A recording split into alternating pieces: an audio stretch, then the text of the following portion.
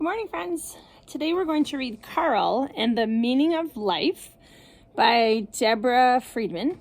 And this is Carl. He's right here in the letter C, and it might be hard to tell, but Carl is an earthworm.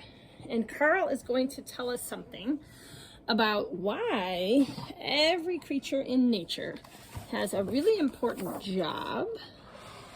And it's important to sometimes think about how they all work together to keep the earth rolling. Carl was not a bird. Carl was not a bear or a beaver.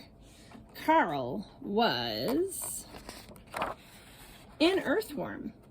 He lived underground, moving, always moving, burrowing, tunneling, digesting dead leaves, feasting and casting, turning hard dirt into fluffy soil day after day.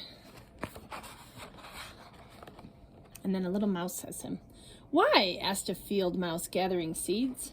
"Why do you do that?" Why? Carl did not know why, but now he needed to find out. So Carl stopped making fluffy soil. "I'll be right back," he told the field mouse. He spotted a rabbit. Maybe she knew. "Why do I do what I do?" he asked her. "Oh, goodness, dear," she said, "I do not know. I do what I do for my babies." But Carl didn't have babies. A fox appeared, and Carl turned to the fox. "Why do I do what I do?" asked Carl. "Who do I do it for?" "For whom?" replied the fox. "Alas, my meal awaits. I'm here for the hunt." But Carl didn't want to hunt. "Why are you talking to a fox?" cried a squirrel. Carl was startled. "Because the field mouse is waiting and wants to know what I am here for." The squirrel declared, "I'm here to plant trees. Trees are where I sleep." But Carl could not sleep, not high in a tree and not without an answer for the mouse. So he pushed on. What? And on. Hours turned into days until the soil was no longer fluffy. The ground around Carl turned barren and dry while he continued to search. What? Who? Why?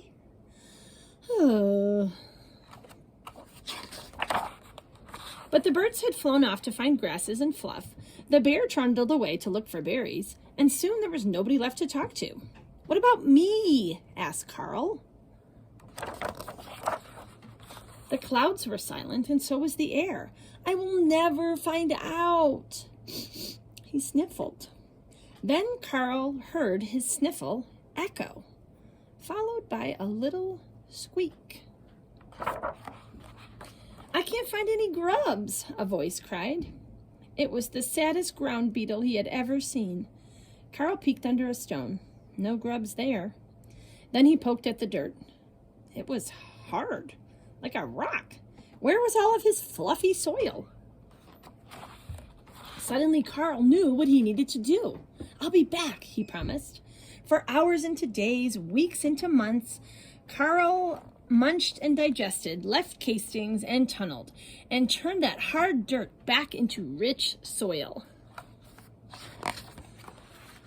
"You made my seeds grow," said the mouse. Clover blossomed once again, and the rabbit came back with her kids.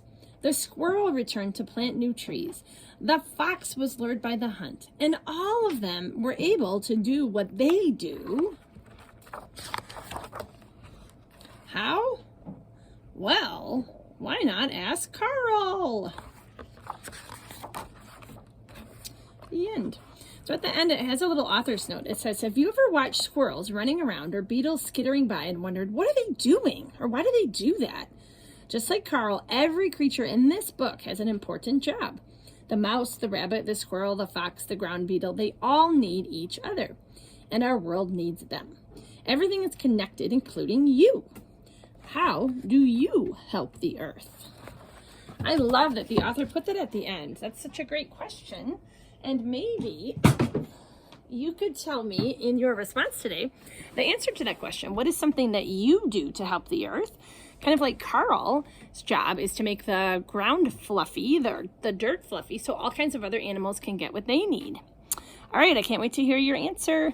Bye.